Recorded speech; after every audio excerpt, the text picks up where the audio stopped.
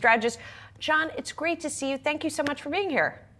Thanks, Julie. So I was doing the math. I think that your year-end target of 70.50 would imply between a 3 and a 4% rally pretty much from these levels.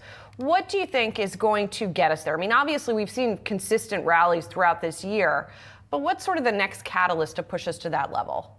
You know, Julie, I'm looking at the screen and you have our year-end 26 target, which I think is so much more important because we only have about 7 or 8 weeks left in this calendar year. And obviously a little bit of noise can move things. But if we look towards the next, let's say 14 months, as opposed to the next 6 or 8 weeks, it's going to be earnings. The earnings have been incredibly powerful. The market is expecting another double-digit year, about 13 or 14% earnings growth.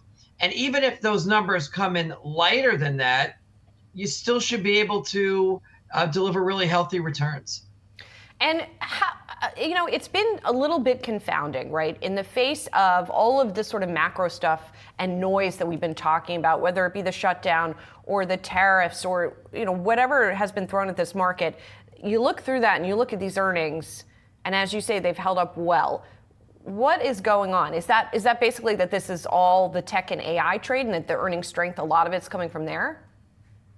I think, Julie, there's 2 ways of looking at this. If we look at it in terms of earnings growth, then you have a situation where tech companies are growing somewhere year over year, something like 27, 28%.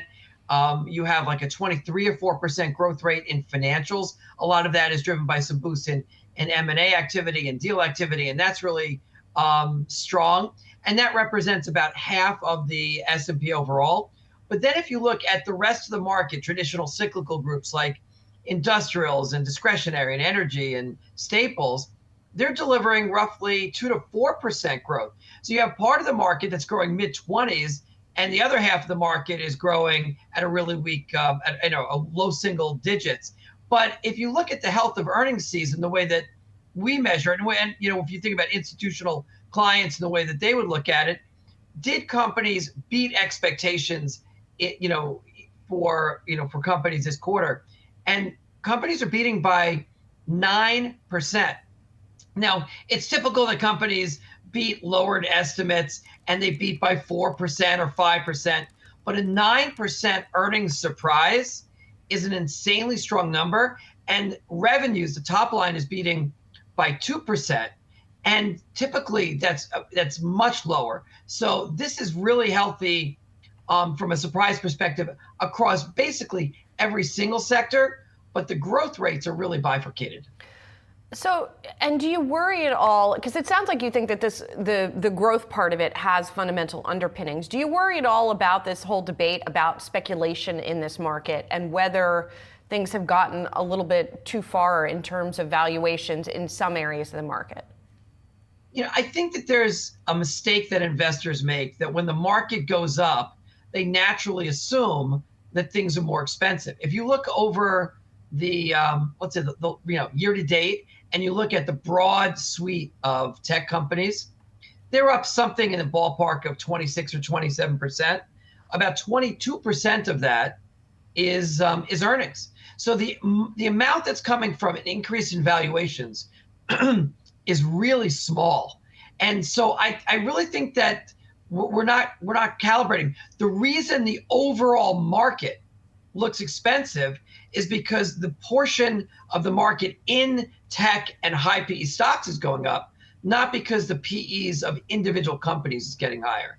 It's a mix issue where the market is becoming more growthy, more tech oriented, and therefore it has a higher PE, but not that the individual companies are problematic.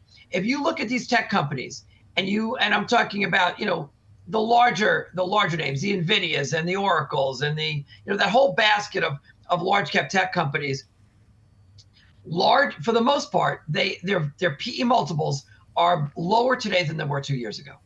And that is not the way that it's being portrayed in the media or in the general conversation.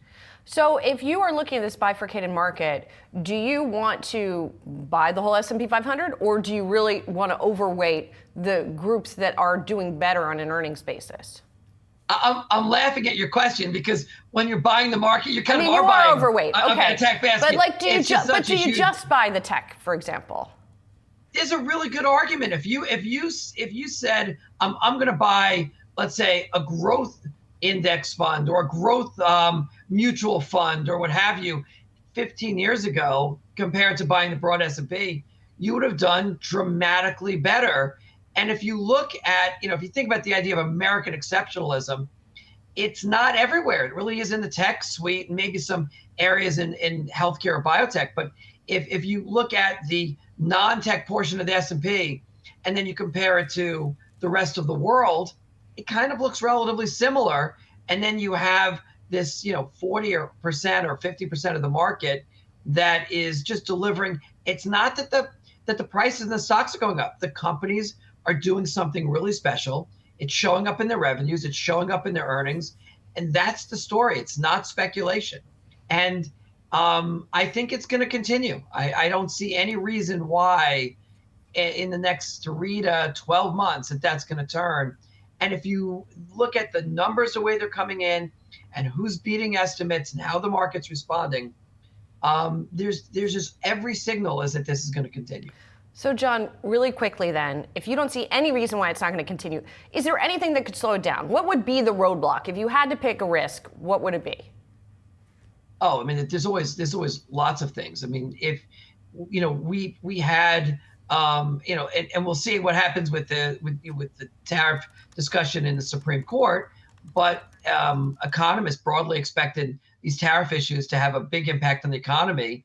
And it's had virtually no impact, not virtually no, but very, very little. And it's possible that it is having an impact. It just takes an extra several quarters for it to play through. So you could have the economy turn weaker. I don't think that if it's a little bit weaker, that's going to affect how we implement AI across our entire economy and society.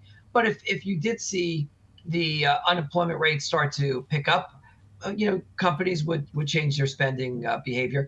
I think you covered in your last segment, the employment situation is pretty tepid. It's really strange. We have a pretty good economy if you measure it the way that we do, if we're looking at markets. And then if you look at jobs are weaker. It's possible that we could have negative job growth once the government opens up and starts reporting these numbers again.